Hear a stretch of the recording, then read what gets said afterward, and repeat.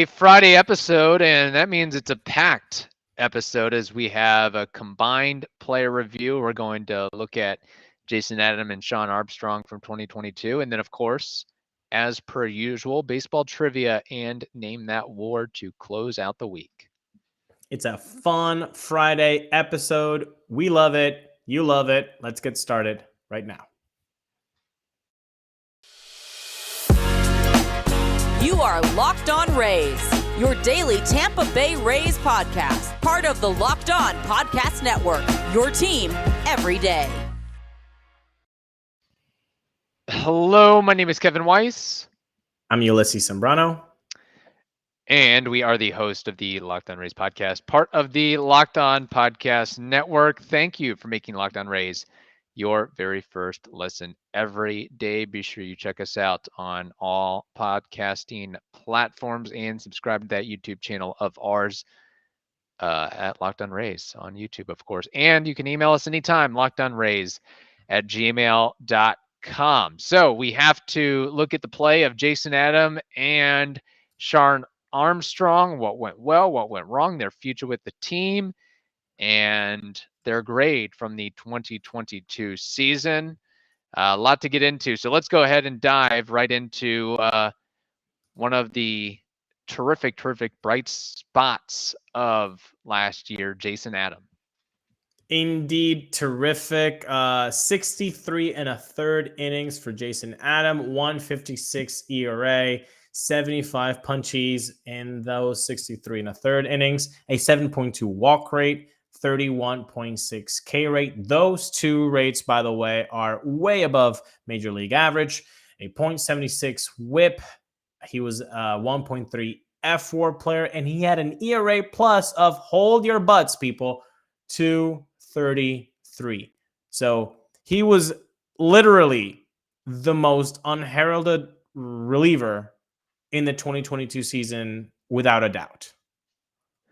Yeah, he was really something special. And all you have to do is go to his Savant page and see a smattering of red all across the board. And not just red, but deep red. We're talking 97th percentile average exit velocity, 99th percentile hard hit percentage, 100th percentile fastball spin, whiff percent. Everything is like 96th, 98th percentile. Like, it is amazing what he was able to do. Just generally speaking, got out of jams, cleaned up other guys' messes, totally reworked and evened out his repertoire. Just slider, changeup, four seam, basically distributed 1/3, 1/3, 1/3. You didn't know what was coming. Whereas beforehand, with other teams, he was more of a four seam heavy guy, and then you would use a curveball off of that. So the Rays, or maybe Rays in combination with Jason Adam, whatever it was, he's got that his pitch mix to a perfect formula as of right now. So really, I mean, the numbers kind of just speak to how dominant and how effective he was for the Rays this past season. Now, moving on, and I will also say that he really stepped up following injuries to guys like Andrew Kittredge and JP Fireeisen, because if you didn't have a guy like Jason Adam, you probably would have been in a world of hurt. And I want to highlight, of course, when I do this with pitchers, my favorite stat is the left on base percentage, the strand rate of runners on base, 89.4. Basically 90% of the time he's leaving those runners on base. And we saw that so many times, but none other better than in that Cleveland series, in the wild card series, where there's bases loaded. Pete Fairbanks, has like a numbing in his finger or whatever it was. They take him out. He comes in and he basically gets out of trouble. That was a microcosm of who Jason Adam was during the season. And that was just terrific. So I wanted to point that out. And one last thing would be, he does strike out a lot more righties than lefties. But basically a 0.65 whip against lefties and a 0.83 whip against righties. So virtually the same pitcher, righties or lefties, and no real big difference between home runs allowed. Lefties 2 home runs, righties 3 home runs. Moving on to what went wrong. Really, there's not much to say in that department with Jason Adam. The only thing that I would mention is, I guess, had some late season struggles in September/October, and maybe that was a byproduct of being used more than he probably had ever had or expected to. So maybe it was just a thing of, man, I'm wearing out a little bit. Yeah, not a lot of negatives to find on Jason Adams' season. The September did seem to get him, but when I looked at those, those outings, that he had 10 innings in September, a 3.60 ERA, a 1.3 WHIP. So he had such a terrific season that his worst month is that, a 3.60 ERA with a 1.3 WHIP. So it was only the Yankees, the Jays, and a Guardians outing that really got to him. Other than that, he was nailed. So that's how good his season was. Is that was a negative, a month with a 3.60 ERA and a 1.3 WHIP. Yeah, and again, just such a great pickup by the Rays. But beforehand, he was Kansas City, Toronto, Chicago, and he'd throw 10 innings here, 13 innings there, 20 innings there, and never really showed I probably wasn't utilized to his potential for sure. But this upcoming season, he is arbitration eligible, and I would presume that he'll be on the Rays in 2023. I think that's a fair statement. Yes, 100%. I think he is definitely locking that down with Brooks Raley and Pete Fairbanks. Like, that's the 3-headed horse there in the stable. Pun definitely intended. So, yeah. Oh wait, he's going to be a big part. It looks like unless I'm looking at the wrong stat here or the wrong site, it says he'd be pre-arb eligible in 2023. I don't know. I had him in Fangraphs. It shows that he would be an arb eligible starting the 23 season. So okay, yeah, because Baseball Reference has him at. You know what? Okay, now we get to the bottom of it, because he barely made that arbitration eligible. True. Mark. He's a super two, just like Randy. Yeah, that's right. Okay, so sorry about that confusion there. So yes, he well deserved getting eligible for arbitration, I might add. Now, my question is, do you think he'll lead the team in saves in 2023? No, I think if Pete Fairbanks is healthy, then he's going to be the guy. Like, they got to groom him to be that closer. But I wouldn't be surprised, but I wouldn't put my first green Skittles on him to be that That's guy. Fair. Yeah. All right, let's get to grade for Jason Adam for 2022. What are you giving him? What do we give a guy that was unexpectedly amazing? I'm not going to give 100 just because I'm not going to. 98. Okay. What else? 98. Yeah. No, I'll give him a 98 as well. Basically, what his whiff percentile was on Savant. Like, you could take any of his numbers there and apply that to his grade for the most part. So no, I know that we didn't. It'd be great to give a full episode on Jason Adam, but he's a reliever. There's only so much we can say. But again, huge kudos to him for what he was able to do this past season, and hopefully he keeps it up in 2023 and beyond. 100%. By the way, can we pause the pod? Can we pause the pod for a second?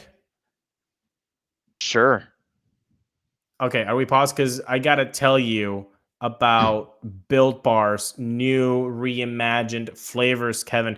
They've got cookie dough topper. They've got coconut brownie bar. They've got coconut brownie topper. These are tremendous flavors that you have just got to try. They also have a white chocolate peppermint granola. It's Built Bar's take on the granola bar, so it's more filling and still insanely tasty. Also, they've got a candy cane brownie puff, which is Built Puffs are like biting into the universe's most delicious cloud. And the best thing about it is, it's made with 100% real chocolate, 17 grams of protein, and a shockingly low amount of sugar and calories. 100 30 calories. You can just sink your teeth into that first bite and it'll change your life. So today, you got to try this. You got to get 15% off your order right now if you use the code LOCKEDON15 at built.com. I'll say it again. Today, go to built.com, use promo code LOCKEDON15. That's LOCKEDON15 and get 15% off your order at built.com. All right, we looked at the play of Jason Adam. Now let's move on to Shawn Armstrong. Let's do that indeed. I kind of teased on the Shawn Armstrong player review earlier in the week. Look, he in 55 innings with the Rays, he had a 3.60 ERA, 61 punchies, 6% walk rate, 26% K rate, a whip of 1.27. 0.5 F4. So overall, an ERA plus of 101. So overall, these numbers are just kind of like, okay, he's just one more of the pack, of a bullpen arm. And I don't think that is a wrong way of maybe doing a big picture take on Shawn Armstrong. But however, the positives with him is that as the season wore on, he got better. He got better utilized. In September, that was his best month. Unlike Jason Adam, September was his best month. He had 13 and 2/3 innings pitched. He had a 3.29 ERA and a 1.17 whip. So both numbers better than his 2022 season. And also the big thing, which I guess this is why I lean more Calvin Fauché being left off the 40-man for Zach Eflin and not Shawn Armstrong, is that Shawn Armstrong showed that he could be stretched out. 3 times in 2022 with the Rays, he pitched more than 3 innings. 3 times. 3 innings. 6 times, he pitched more than 2 times, than 2 innings. So you've already have 21% of his outings were 2 innings or more. 21%. That's not a small feat, especially when overall in the big picture, you're saying, that's one guy off the pack, just a regular guy. I think there's something with Shawn Armstrong that the Rays could really dive in. And, you know, I'm not saying he's going to be the next Drew Rasmussen. I'm not saying he's going to be the next Jeffrey Springs. But I'm saying that he could be the next experiment that the Rays could look at and say, can he be stretched out? No, it's interesting. I mean, he does have the pitch mix. He does have the sinker, the four seam, the cutter, the slider. He does have the offerings. He pitched more innings than Brooks Raley, believe it or not. You know, for as much as Brooks Raley is getting paid, Shawn Armstrong posted, for better or worse, more than Brooks Raley did. And again, just generally, Shawn Armstrong's one of those guys that you tend to root for. He's been in the league since 2018 or 2015, been in the major since 2015, and he was an 18th round draft pick. So he had to come from long odds to make it to where he's made it to. And also just if you go under the hood a little bit, his FIP and expected ERA are actually much better than his actual ERA as well. So I think there is he's maybe better than the general numbers show there. Now, as far as what went wrong or what not to like about Shawn Armstrong is, to me, and maybe that's kind of figuring out where can you differentiate him and make him more of a special player. Because if he's just a 1-inning guy, he's as replaceable, just like so many other relievers in the Rays history. But if you can turn him into that 2-3 inning, multi-inning reliever, mid, a guy that can give you that type of output, I think that would make him so much more valuable. Because as of right now, if you just look at the numbers on a whole, I don't know necessarily what he did and where he was utilized later on in the season, but his best situation has been in low leverage. You know, give him the 5th, 6th, the 7th inning as opposed to the 8th or the 9th inning. And when he gets behind in the count, he really, really struggles after that. So maybe turning him into a righty Jalen Beeks, just like Yes. Jalen Beeks struggled in high leverage situations, but he can be good with 7 batters faced situation. Maybe that could be Shawn Armstrong as well, but from the right side. And from the right side, I think that would be very good for him because his splits do favor righties heavily. He has a 1.16 whip against righties and a 1.6 whip against lefties. So if you were to utilize him the right way for those 2 innings where there's maybe a righty heavy lineup, that would speak to his strengths rather than his weaknesses. But his weaknesses, you're talking about getting behind in the count, that sinker gets hit hard. No matter what part of the count he's in, ahead or not, he gets hit a 322 batting average and a 488 slug, that sinker. So, and it's also the pitch he throws the most. So maybe during the offseason, they're going to kind of reevaluate maybe the pitch mix, or if not the pitch mix, just maybe a better location for the sinker, or better times where he could pick the hitters that he might be more susceptible to the sinker than he was in 2022. Maybe picking those hitters a better way.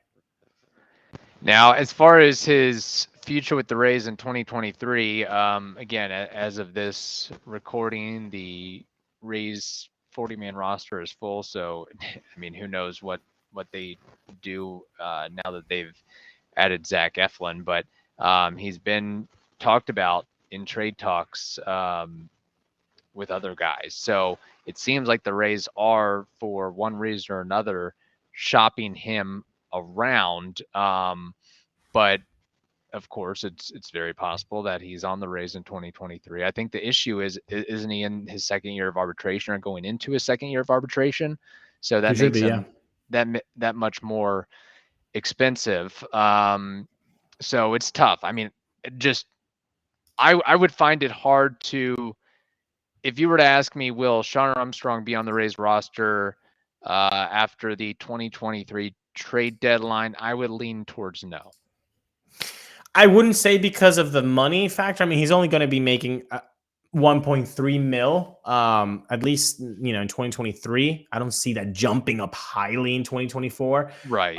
But I do see that other teams might be interested in a guy that put up his numbers and could be stretched out to be a 3, maybe even 4 inning guy. And the opener is not a thing that only the Rays do nowadays. So maybe he could be a bulk option for some teams that might need some starting help. I see that for sure, but we don't know right now. I mean, we're kind of flying blind because we don't know who that Zach Eflin guy who's going to take the hit in that 40-man is going to be as we're recording this today. So it could be Shawn Armstrong, and we don't know. You guys watching this and listening to this might know better, but I think he has a role. I think that the Jalen Beeks from the right side is a good role.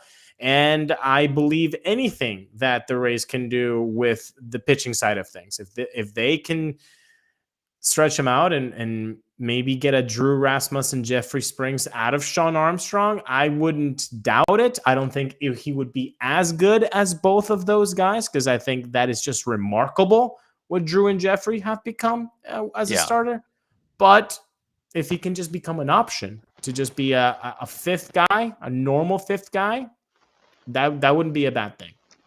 Yeah, his numbers, so 61 innings and a 4.38 ERA, that doesn't scream that special. But if you were to give that same exact, his FIP and some other numbers are better than what they actually show. But Shawn Armstrong's going to give you a 4.38 ERA. If that's over 80, 90 innings, you're eating up innings, more of an innings eater. I think that provides a lot more value as opposed to you're just you can only do 1 inning and it has to be in low leverage and you can't have anybody on base and it has to be in the 5th inning. Like that. I mean, that you bring a lot more to the table with the other.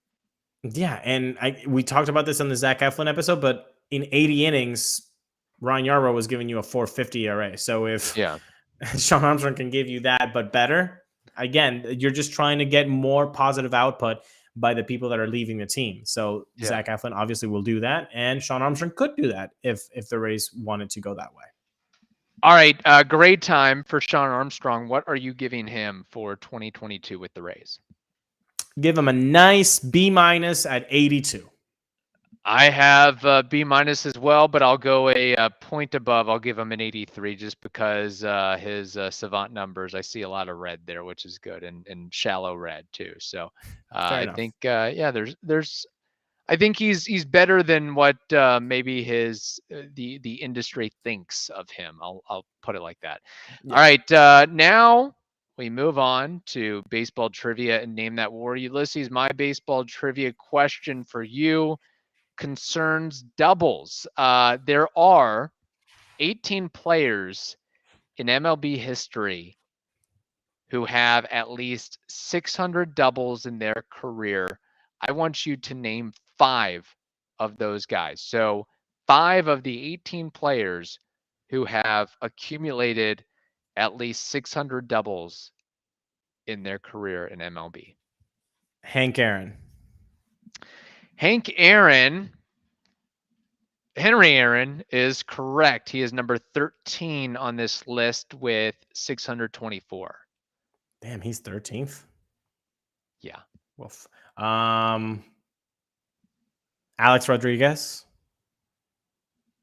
A-Rod is not on this list. Strike one. Okay. Well, damn. Miggy. Miguel Cabrera is just below Henry Aaron, 14th on the list with 607. Okay.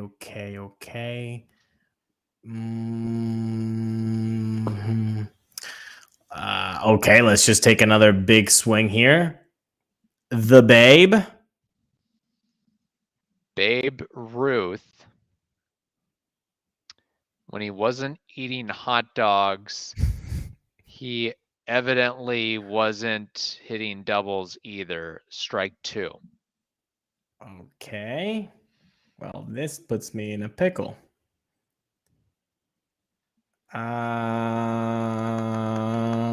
600 doubles. And I'm going too powerful here. I want to say Pujols, but the other guys did not. Okay, Willie Mays. Willie Mays is not on this list. Strike three. You should have gone with your first instinct of Albert Pujols because he is on this list with 686, 5th all time. I'll run through the rest of the names here. Damn. Tris Speaker is number 1, 792. Pete Rose, when he wasn't gambling, he was hitting doubles, 746. Stan Musial, 725. Ty Cobb, when he wasn't saying racial slurs, was hitting doubles, 724. Albert Pujols, Craig Biggio, 668. George Brett, 665. Nap LaJoy, if that's how you pronounce it, 657. Carl Yastrzemski, 646. Honus Wagner, 643. Adrian Beltre, 636. Big Papi, 632. You have Hank Aaron, Miggy Cabrera, Paul Molitor, 605, tied with Paul Wainer with 605. A guy who played a lot of games consecutively, Cal Ripken Jr., 603. And then number 18 on this list, when he wasn't shooting steroids, he was hitting doubles, Barry Bonds, 601. Wow. He made it. 601. Damn. Yeah. I would like to forget all of these names and then be asked the same question 2 years from now. That was a good one. That's a good conglomeration of names of baseball lore. That was great. And thank you, Baseball Reference, for compiling that as well. Yes, of course. Well, let's see if you do better than I did with Name That War. If you've never watched or seen or heard this segment of ours. Name That War is when we take a player of the past who's no longer active in Major League Baseball, and we try to guess his baseball reference war. And today we've got a pitcher, okay? And he's a righty. And his name is Ivan Nova. What is Ivan Nova's baseball reference career war? I feel like this guy had so much potential and there was so much hype and talk around him, but he never quite fully delivered. Kind of like Yep. Jabba Chamberlain, I guess. Maybe Yeah, it's a well, Yankee thing. it's a Yankee thing. Everybody's overblown over there. Yeah. Ivan Nova. I would think he probably played like half dozen years in the bigs, maybe a couple more. I don't know. It seemed like I wasn't thinking about Ivan Nova a lot. I'll go with 8. 8 career war for Ivan Nova. Not bad. He actually was an 11.6 career war for Ivan Nova, and not half of dozen years. He actually played 11 years in the big leagues from 2010 till 2020. It was pretty cool for him to do that. Most of the years were with New York. Then he went to Pittsburgh. The White Sox definitely forgot that. Yeah. And 2020, in the abbreviated season, he had 4 games with the best team ever, the Detroit Tigers of 2020. So that must have been fun. So I guess he did have a little bit of a better career than I expected. I guess when you go to the Pirates, you're totally forgotten about. You just consider those like minor league teams or absentee years because like after he left the New York, I had no idea where he wound off to. So 96 ERA plus, so just a little bit below average, a FIP of 445, an ERA of 438, WHIP of 1.35, like just a run-of-the-mill kind of starter pitcher, but a lot of people would like to have that career. No, he's got his he has his pension as well. So, which by the way, speaking of it, who has a higher WAR, Ivan Nova or Jabba Chamberlain? Ivan Nova. Yeah, Jabba had this could have been a good one, but 7.6, 3.81 career ERA, played 10 years in the bigs. 10 years? Really? Yeah. God, I thought he had like 4 or 5. Yeah, after New York, he went to Detroit, then Kansas City, then Cleveland. Wow, he got terrorized in Cleveland and then went to play for Cleveland. That's crazy. Yeah. He had that one year where he threw 157 innings with the Yankees, and then after that, not a lot of production following. Wow. So there we go. There it is for baseball trivia. Name That War. Hope you all enjoyed. As you all should know, we appreciate you and thank you for making our podcast your very first listen every day. Now make your second listen the Locked On Sports Today podcast that is also free and available on all platforms. Hope you all have a wonderful day. Stay safe, and we will talk to you next week.